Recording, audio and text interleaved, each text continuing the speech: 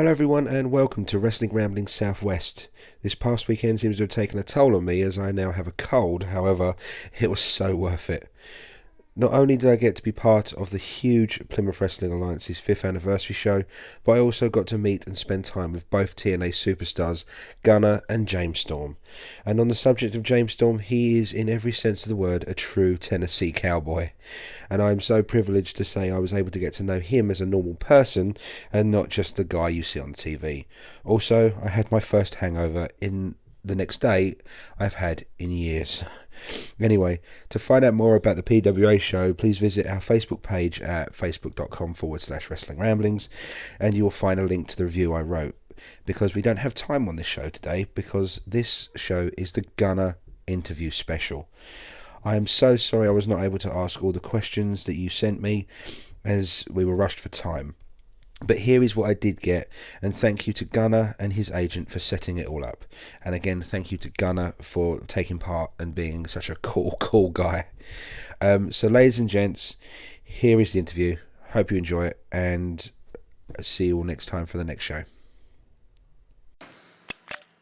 There we go, I think it's recorded. Right. You started off in NWA Anarchy, is that correct? That is correct, yeah, down in Georgia, so 2006. What did you find at NWA? I mean, NWA now isn't as huge as it used to be. Was it? Did you have that impression, or was it still quite? No, yeah. When I started in 2006 with NWA, obviously it's not as big as far as territory leagues and stuff the way it was in the 80s, but it was still to me prestigious. Like I got a chance to travel a lot with NWA over California. I went to like South America. So as far as helping get my name out there, it was definitely a great place for me to start. So a lot of amazing talent. Adam Pearce, guys like that I got to work with. So you had was it one match in Ring of Honor, or was there more than one? Nope, there was only one, and it was in Charlotte, North Carolina. Me and Zach Salvation. It was like kind of a pre-match before a big pay-per-view they had, and that was right before I went to work for TNA, so kind of never anything really happened out of it. So was there a possibility of ROH before TNA, or was it just literally a test out thing? Yeah, no, I believe there was, because at the time Adam Pearce was doing the booking, and then Davey Richards knew me, so I was really, the guys kind of knew who I was, so I think there was an opportunity, but it never did happen. Best place you ever wrestled? Honestly, and I'm not saying this because I'm here, but any part of England, London, Manchester. It's probably my favorite place to wrestle anywhere in the world, just because the fans they still attach themselves to the character, to the storyline. They're respectful, and they give you all kinds of energy. So how did you get started? I mean, what made you turn around and go, I think I'll give that a go? It was what I want to do since I was 5. Really? So I'm living my dream, and my mother and father say the same thing. I never wanted to do anything else growing up as a kid. I was stubborn. I never wanted to go to college. I never wanted to do any of that. All I wanted to do was pro wrestle. So I got in the military, but wrestled while I was in the Marine Corps as well. So before I'll ask you about that in a minute, but who was the people that you saw when you wrestled and was like, that's the guy I want to be like? That is the pinnacle for you. I'm a huge Bret Hart fan. Fair enough. Yeah. Yeah, Triple H is one I grew up a lot watching and really respect. I know he's part of the other company, but he's still somebody that you respect. Macho Man, Randy Savage. Oh, huge fan of Macho Man, and then guys like Chris Benoit, Eddie Guerrero. I know this is a bad name to say with but you know what? Those are guys that I still watch to this day. Yeah, what he did in the ring is phenomenal. What he did outside the ring, we won't go there. Different story. Yeah, different person altogether, as well. Said. So you said you wanted to wrestle since you were 5. So what made you decide to go into the military then? I followed it's kind of a family footsteps. My father and grandfather and stuff was in the military. There weren't many Marines, so I decided to join the Marine Corps. I started wrestling in 2001 before I even joined the Marine Corps, but I kind of got stale with things at home and decided to serve my country, which, take pride in. It's an awesome time. Met a lot of cool people, saw a lot of cool places, and I still got to wrestle while I was in the Marine Corps, so. That's fair enough. I'll go on to questions now that people have asked. A boy called Brogan has asked, do you have any special diet and exercise routines? Oh, Lord. We could do a whole podcast just on this. I do. I work out 6 days a week. My diet's very strict. I have 1 day a week where I eat what I want, which is usually pizza or cookies. But anytime during the week, it's straight up egg whites, chicken breast, brown rice, sweet potatoes, protein shakes. It's very boring, but yeah, I mean, I try to tweet out things like that as well, and help fans out as much as I can. Fair enough. Yeah. Also, he asks, how long have you been wrestling? Since 2001, so what is it, 13 years? Almost 13 years. Yeah. Rich Sanford asks, who is legitimately the toughest wrestler you've ever faced?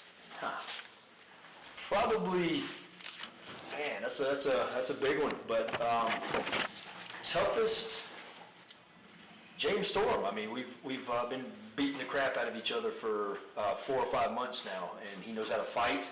He's a cowboy. He's a brawler, and as far as toughness, he is definitely probably one of the toughest I've had to fight. AJ Styles is up there also. He's a guy that you get in the ring with, and you leave knowing that you would not only been in a wrestling match, but been in a fight. So is he missed in the locker room now? AJ's gone. Yes. Do you reckon he will ever come back? I see. Don't know. I hope so, but he seems to be doing very well on his own. But he is missed. He was a really good locker room leader, a guy that people respect, a guy that I respect. And I still keep in touch with him. He's doing awesome. He's IWGP heavyweight champion, I believe. Yeah, he won happened recently. Pretty soon. Recently. But good on him, man. He's doing great. WWE Cena Nation Craft, YouTube name. What was the best match you ever competed in, and what was the best match you've ever watched? Best match I've ever watched is one of my favorites still now. WrestleMania 13 with Bret Hart and Steve Austin, the submission match they had. Still one of my favorite matches all time. WrestleMania 8, Macho Man Ric Flair. That's one of my favorite of all time. Best match I've been, or toughest or best match I've been in, I think. Once again, I have to go back to some of these matches with James. Lockdown was one I'm very proud of. In Miami, the cage match we had. But I mean, I've had a lot of independent matches too. One with Davey Richards in 2010 that we had in Charlotte, North Carolina. That it's not on YouTube or anything. I have a DVD at the house, but it's we wrestled about 30 minutes, and to me, it's one of my favorite matches as well. So. Phil Orsop has asked, how does it feel when you win a title? Well, you work hard to win a title. I mean, when I got into wrestling, I wanted to be a world champion. Obviously, I've been a tag team world champion and a TV champion, but it's something I think it's very prestigious to me because you work hard to get what you want, and when you do get the title, it means you are a main guy on the roster, and somebody that people are looking at, and somebody that they believe in. So to me, that's what it means to me. It means just being the best. Yeah. So when you see them holding up the titles and there's tears and stuff like that, generally is a real emotion. That's legit, man. We work, something that we work hard for, and a lot of guys since they were kids, that's what they wanted. Yeah. Tracy Greenwall has asked, how did you get into TNA? Who approached you? Were you approached or did you go? I was approached by Terry Taylor. He Red Rooster. Yeah, Red Rooster. Yeah. He got my foot in the door in 2008 with a security spot. I drove down a 20-hour round trip almost every weekend to work security for TNA. Finally got seen as a wrestler. D'Lo Brown helped me out a lot as well. Yeah. And once they saw me wrestle, that's really what I got my contract. But those two guys right there, I owe a lot to. So. Cool. Last question was from a Rob Ward, and it is, who came up with the Modern Viking nickname? I did. Modern Day Viking, I did on my own. Vikings to me were they are warriors, and anything they wanted, they usually went and took and fought hard to get it and conquered, obviously, many lands and many kinds of things. Obviously, I don't go out and conquer lands, but I like to think that I conquer my dreams and being a Marine. Yeah. We're like the modern day warriors. So to me, that kind of goes hand in hand with each other. It's something that when I want something, I fight to get it. Yeah. So. Thank you, Gunnar. It's been a pleasure talking to you. Thank you very much. Cheers.